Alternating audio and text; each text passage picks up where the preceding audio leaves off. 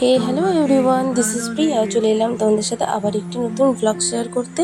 ভ্লগটি 2025-এর 4th জুনের vlog, কারণ 5th June আমার শিলিগুড়িতে পরীক্ষা ছিল। আর আমি প্রথমবার একা একা কোচবিহার থেকে শিলিগুড়ি যাচ্ছিলাম, তাই ভাবছিলাম যে প্রথম জার্নিটা রেকর্ডিং হিসেবে রেখে দিই। তো তারপরে আর আপলোড করা হয়নি, তাই ভাবলাম এতদিন পরে যেহেতু গ্যালারিতে আছেই, তাই ভাবলাম ভিডিওগুলো তোমাদের সাথে শেয়ার করি। কথা বলতে বলতে কিন্তু ফালাকাটায় পৌঁছে গিয়েছিলাম। তখন কিন্তু আমি কিছুই চিনতাম না ঠিকঠাক মতো, আমি জানতামও না কোথায় গাড়ি দাঁড়ায়, কোথায় কি করে। একবার গিয়েছিলাম এর আগে, তো সেইবার অত ভালো করে সব কিছু চেনা হয়নি। তো এইবার ফার্স্ট টাইম একা একা ভয় লাগছিল, কিন্তু যেহেতু আমার দাদা শিলিগুড়িতে থাকে তাই জন্য আমার কোনো অসুবিধা হয়নি।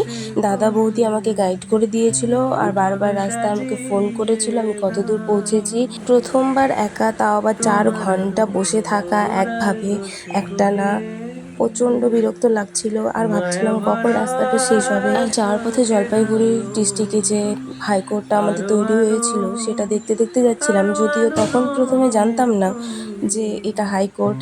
তো বিল্ডিংটা দেখে বেশ ভালো লাগছিল, ভিডিও করে রেখেছিলাম। আমি কিছুই চিনতাম না, কিচ্ছু না।